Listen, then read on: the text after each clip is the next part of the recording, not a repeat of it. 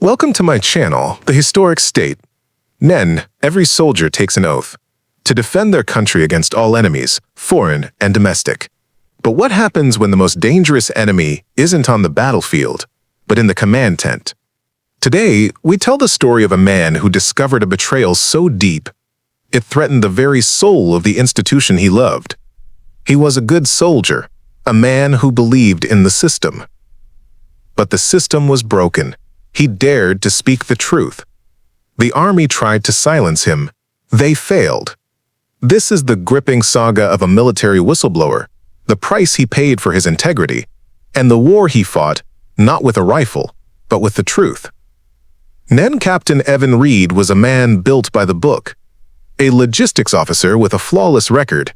He was the kind of soldier the army prided itself on. Meticulous, efficient, and fiercely loyal. He believed in the chain of command, in protocol, in the idea that the military was a bastion of honor. His job wasn't on the front lines, but in the intricate web of supply chains, ensuring that every soldier had the equipment they needed to fight and, more importantly, to come home alive.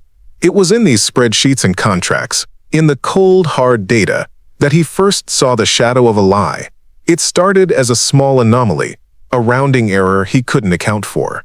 A defense contractor, a corporation named Aegis Defense, was supplying the Army's standard-issue body armor at a cost 30% higher than its competitors. At the same time, Reed began noticing a chilling trend in after-action reports from the front lines. An unusual number of casualties were being listed with the cause of death as penetration of standard-issue body armor. To others, they were just tragic statistics. But to Reed, they were a puzzle. He dug deeper, working late into the night, pulling records that were years old. The pattern became undeniable. The more expensive Aegis armor was failing at a catastrophic rate. Soldiers were dying because their armor, their last line of defense, was defective. The horrifying truth began to dawn on him. Someone was getting rich, and soldiers were paying the price with their lives. No following protocol, Captain Reed compiled his findings into a detailed report and presented it to his commanding officer. The response was a cold wall of indifference. "This is above your pay grade, Captain," his superior warned. Let it go. But Reed couldn't let it go. He thought of the soldiers, the faces he saw on the base every day, who were trusting their lives to that faulty equipment. Believing it was a simple oversight, he went up the chain of command, all the way to the office of General Marcus Thorne, a powerful, charismatic figure with a formidable reputation. General Thorne listened to Reed's meticulous presentation without interruption. He didn't question the data. He didn't deny the facts. Instead, he spoke of the bigger picture. "Captain," Thorne said, his voice smooth as silk, "an accusation of this magnitude could shatter the public's trust in us. It would create panic, damage morale.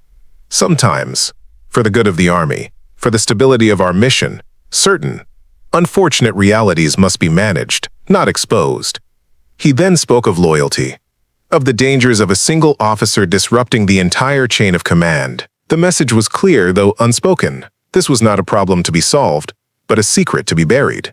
General Thorne ordered Reed to classify his report and cease his investigation immediately. It was a direct order. Then Captain Reed walked out of that office a changed man. The system he had dedicated his life to, the honor code he believed in, was a lie. He was at a crossroads: obey a corrupt order and live with the blood on his hands, or defy it and face the full wrath of the institution he served. He chose the latter. That night, he began secretly copying every piece of evidence he could find. The system's response was swift and brutal. Within weeks, Captain Reed was reassigned to a remote logistics depot in Alaska, a place known as Career Siberia. He was ostracized by his fellow officers. He received his first-ever negative performance review, citing a lack of team cohesion. Subtle threats were made, his family was watched, and a quiet but intense campaign began to paint him as a disgruntled, paranoid, and unstable officer. This was the price of truth. They were trying to silence him by breaking him. Isolated, discredited, and on the verge of losing everything, Reed realized he couldn't fight this war from the inside. He made one last, desperate move. He contacted Sarah Jensen, a sharp, tenacious investigative journalist. known for her work on government corruption. At first, Jensen was skeptical. She had heard stories of disgruntled soldiers before. But as Reed laid out the facts, the data, and the names, she sensed this was different. When he mentioned Aegis Defense, she knew she had a real story. Together, they launched a two-front war. From his remote outpost, Reed continued to feed Jensen classified documents, financial records, and internal memos. On the ground, Jensen began her own investigation. She met with the heartbroken families of soldiers who had died, who confirmed their sons had complained about the new armor. She secured a meeting with a terrified but conscience-stricken engineer from inside Aegis Defense, who confirmed that the company had knowingly cut corners, using cheaper materials to increase their profit margins, and had paid off officials to look the other way. The pieces were all there, the corruption was real, and it was deadly. Noah Jensen's report landed like a bombshell. It was the front-page story across the nation. The public was outraged. The military went into full damage control. They, along with Aegis Defense, launched a vicious smear campaign, attempting to discredit Captain Reed, portraying him as an unstable officer with a personal vendetta. General Thorne appeared on national television, his face a mask of calm authority, and flatly denied all accusations, calling Reed's actions a despicable betrayal. NNBUT, the truth had too much momentum. Under immense public pressure, a congressional hearing was launched. Captain Evan Reed, who had by now been forced to resign from the army he loved, was called to testify. He sat before the powerful committee, a lone civilian, against a wall of uniformed brass. Calmly, methodically, and with unshakable conviction, he laid out his evidence. The contracts, the casualty reports, the internal memos. The data was irrefutable. The lie was exposed. NNTHE fallout was immense. General Thorne was forced into a quiet, disgraceful retirement. Several other high-ranking officers were disciplined. The multi-billion-dollar contract with Aegis Defense was terminated, and the company faced a barrage of lawsuits and federal investigations.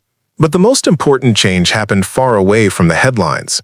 On the front lines, a recall was issued. The defective Aegis armor was replaced with new, higher-quality equipment. Nevin Reed never received a medal. He was never hailed as a hero in a parade. To many within the military establishment, he would always be a traitor, the man who aired the Army's dirty laundry. He paid the price for his integrity with his career, his reputation, and his peace of mind. But his true reward, his real honor, was never meant to be pinned on a uniform. It was worn on the chests of thousands of soldiers who would now come home, protected by the truth he dared to speak. He fought a different kind of war, and in the end, he won. NNT, thank you for watching The Historic State. If this story of moral courage and the high price of truth moved you, don't forget to like, comment, and subscribe, because the most important battles are often fought not for territory, but for the very soul of our institutions.